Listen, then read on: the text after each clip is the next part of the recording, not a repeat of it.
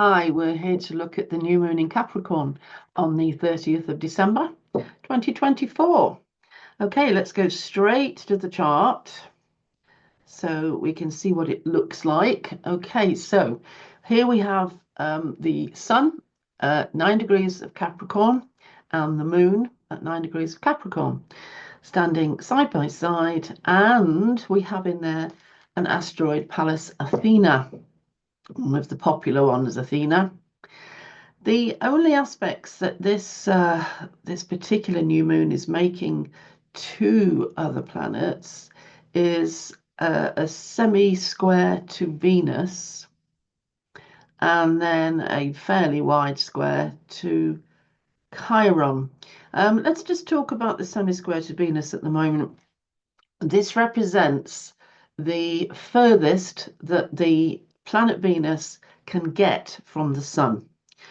Because it revolves around the sun, it orbits around the sun, it can never be further than that away from it, as far as we're concerned, from us observing it. So it sort of goes around, if you can imagine it. And this is the furthest that it can get. So 26 degrees of Aquarius for Venus, an Earth planet, very much identifies with Earth. And these two at 9 degrees of Capricorn, an Earth zodiac sign. I think there's probably nothing unremarkable about that, except to know that this is the extreme of the position of Venus away from the sun. Both these signs are fairly mature. They are both the highest of their particular element. So the element of earth, Capricorn, is the highest sign. The element of air, Aquarius, is the highest sign. So they are long in the tooth. They are mature.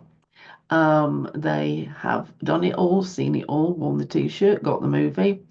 And therefore they're between them, what they do, what one passes to the other, what Capricorn passes to Aquarius really is achievement. In Capricorn, we have achieved everything. We have reached the pinnacle of our status. We have reached the maximum potential in terms of accruing and saving, and gathering together acquisitions, which we can feel secure in owning. With Aquarius, we move into a sign which says, well, I've had enough of that. None of this owning business. I'm not bothered about how many cars I've got or how many mansions I've got. I'm off for higher communication. I'm off for exploration. I'm off to visit the world. So that really is the difference at the moment between Venus and the Sun.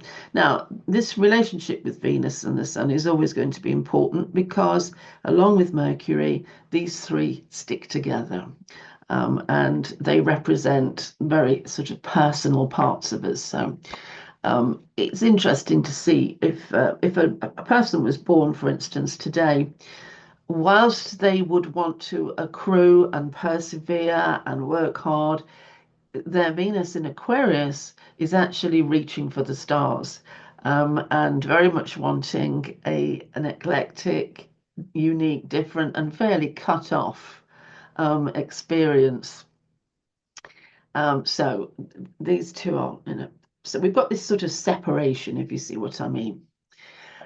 Now, in general, in the chart, we do have some fire, and we do have some water, and so therefore it's balanced in as much as the sky itself is not leaning over or, weighted down with one particular element. There's a smattering of all of them. So I'm just giving you here the background to this particular new moon. Now, the sun is never comfortable in Capricorn. It is, after all, a fire planet, and it doesn't really want to drudge through Capricorn. The moon is in its opposite sign here. The moon rules Cancer, and here it is in Capricorn. So the moon struggles. The moon actually is sort of sensitive, a little fearful, and doesn't really want this heavy weight, the responsibility. The differences between Capricorn and Cancer are quite extreme, in as much as, for instance, Cancer and the moon are all about unconditional love, whereas Capricorn and its ruler, Saturn, are all about conditional love. There is a condition to everything, and it has to be the right condition, otherwise, I'm not sharing. And that's not what I want. I'm not soft. I'm hard and I'm resourceful. I'm energetic and I will reach my goals. And I don't have time for all this slushy emotional stuff, says Capricorn to Cancer. So, okay, so neither the moon nor the sun are comfortable. Right, let's start there. There is one actually really good thing about this new moon, and let's be right about it. We get one of these a year. We get one new moon in each zodiac sign a year, so it's not as if we get them all the time, which I'm quite pleased about. But one of the good things that we get about it is we get an absolute ability to be determined and to have strength in our resolve. So you can see where I'm going with this. I'm looking at the fact that people make New Year's resolutions. I'm just going to stop sharing. There we go. I'm looking at the fact that people make New Year's resolutions, that they try to quit something. So quit sugar, resolve to go to the gym more. Now, there couldn't be a better environment to make those New Year's resolutions where you are going to give up something, where you're going to be strong enough to resist something. It's a really good foundation to your wish list to do it or commit to it during this new moon will add as much solidity to your determination as is possible. So this is a good one for your New Year's resolutions, but it's on the 30th, not the 31st. So what I'm saying is you've got to commit to these New Year's resolutions, the day before, because you can't miss this new moon and do it a day later. Well, you can, but personally, if you want to catch it, and get the best support from the cosmos, it has to be the day before, or even the day before that. If that would be better than actually leaving it until after it's passed. Because according to astrology, as in the Western, the Western version of it now, that is the greatest strength of this new moon. However, can I tell you something?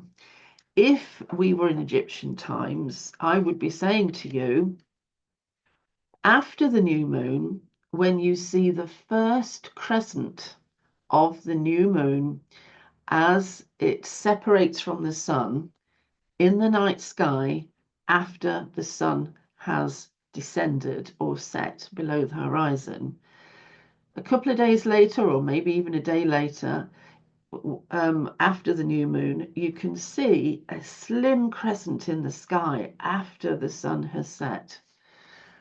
Now, in Egypt, they would say that's when everything begins. That's the time to celebrate. That is the time when the whole cycle starts. So if you're going to miss it, then wait until you can see the crescent moon and then do your New Year's resolutions.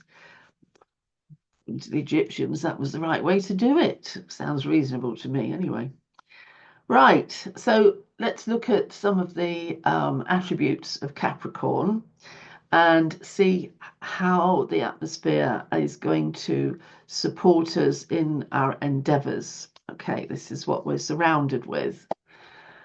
Right, well, Capricorn, highest earth sign. And as such, it is at the pinnacle of the celebration of the earth element. So what this means is this zodiac sign wants to make it. It wants to accrue, it wants to preserve, it wants to save, it wants to earn, it wants to get a big pension, a nice big nest egg. It wants to get the best possible mansion in the best possible neighborhood with at least 2 very nice cars on the drive. It wants status. It wants people to see. Capricorn has this massive urge to earn more, to succeed more, to get through, get past, get up, climb that mountain, get to the very top, burst through the clouds. Capricorn is born to fight and born to keep pushing and pushing and pushing. And it has to have something to push against. Now, if I was to say to Capricorn, let's say Capricorn is here now with me in my office, and Capricorn says, okay, I want to find the gold at the end of the rainbow, and I've heard it's over there. What's the direction to go in? I would say, well, actually, you want that gate over there. You just go straight through that gate, and there it is, your pot of gold. Don't take the other path, I would say. Oof, that's terrible. It's full of hellfires, freezing winters, terrible things that you come across, and all kinds of challenges and difficulties. You don't want that path. So what does Capricorn do? Well, Capricorn picks up the donkey because it carries the donkey doesn't carry it, and it heads off down the hard path. And so I shout, wait a minute, why are you taking that path? Capricorn says, because I don't want anything I haven't earned first. I have to feel that I've earned it, to feel I deserve it. Otherwise, Capricorn feels guilty, doesn't want the easy path. It was born to hone itself on challenge and difficulty and hardship. Now, we can all try to think why we would want to be Capricorn. But this world needs Capricornians because it needs people with that much stamina to get things going, to make things happen, to exalt the earth and what the earth represents. It isn't a spiritual element. It isn't woo-woo. It isn't sort of all over the place and have aspirations, for higher spiritual attainment. No, this is not what its element's all about. Its element is to celebrate the fact that we are here in this dimension with its width and its height and its depth, its material things. And this is what Capricorn is about. So if Capricorn doesn't hallow and value the material things, well, what sign is going to then? Because this is Capricorn's highest achievement. So it's a time for, I think, getting that list of what is going to happen or what you're going to achieve. If this sign is all about achievement, then you make a list for your achievement. And don't accept this glass ceiling over you, whichever one it is. Go for as much and as high as you want. Capricorn will make you want to go higher. Accept that. Aim for higher. The other thing is, write a list, okay? It's no good thinking it and then changing your mind and thinking something else. What Capricorn wants is certainty, right? So what you've got to do is you've got to write your list and be clear. There's no point in saying, I want happiness. Capricorn doesn't understand what happiness is. Well, it'll have a go. So you'll find a herd of sheep outside your back door, because in biblical times, a herd of sheep was the height of acquisition. No, you have got to be really clear. I want to earn $50,000. I want to earn $20,000. I want to do this. I want to do that. And write down as much as you like, because the cosmos really doesn't understand limitations. It's all about infinity. So you can have as much as you like. But get it all written down. and then do something which makes it solid or solidifies it. Put it into a box and bury it or something. Don't burn it because you've then just given it to fire. Well, fire, I'm sure, would help you out, except that you're on a new moon in Earth. So you've got the moon and the sun in Earth, and you're asking fire to help you. It's not going to work, really, is it? Let's face it. No, you've got to be quite sort of material about this. Okay, Athena, on this particular occasion, is going to add something quite specific. Athena likes to do education and learning. And I think you may find that there is some kind of educating that you can take on, some kind of aspirational studies or something. And don't be put off and think, oh, I couldn't possibly do that, because you're deciding to do this in a Capricorn new moon. This has got a great start because you'll plod and plod and plod and keep going more than you ever thought possible.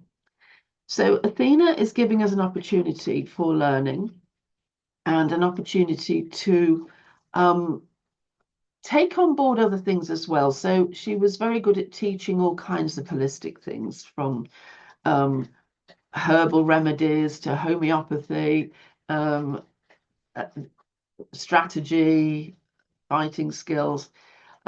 This is a female fighting, intelligent energy, a female intelligent energy. I'll get it right in a minute. Feminine.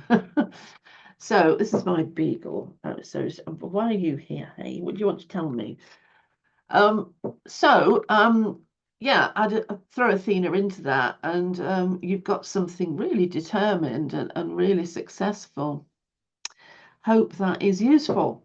Okay, now, is there anything else there? No, I think I mentioned Venus already. I think it's wise to just consider Venus is looking for higher communication in this and forward thinking, because of that aspect from Venus to the sun. We have to just take into account that aspect. Now, it's a hard aspect, and it means that, they're rubbing each other the wrong way. But that's what Capricorn wants. That's no detriment to Capricorn. That's stimulation. Ordinarily, if you're looking at a semi-square, I would be saying something completely different. But no, with Capricorn, you have to almost have a different astrology. The things that making everybody else feel depressed, Capricorn feels elated in. The energy is sort of almost reversed because of this very special position that it's got. Okay, shall I stop there? I think it's almost, I think I should, personally. Right, I'm just going to find the thingy that says stop recording. I hope that was useful, and I hope you have a great 2025. Do subscribe to my channel, please, please. I need more followers, because then I get more excited and we gain pace, and the whole thing just takes off. We have a really good community coming along here. Okay, thanks. It was great to talk to you. I really appreciate it. I'm going to see you next time. Okay, bye.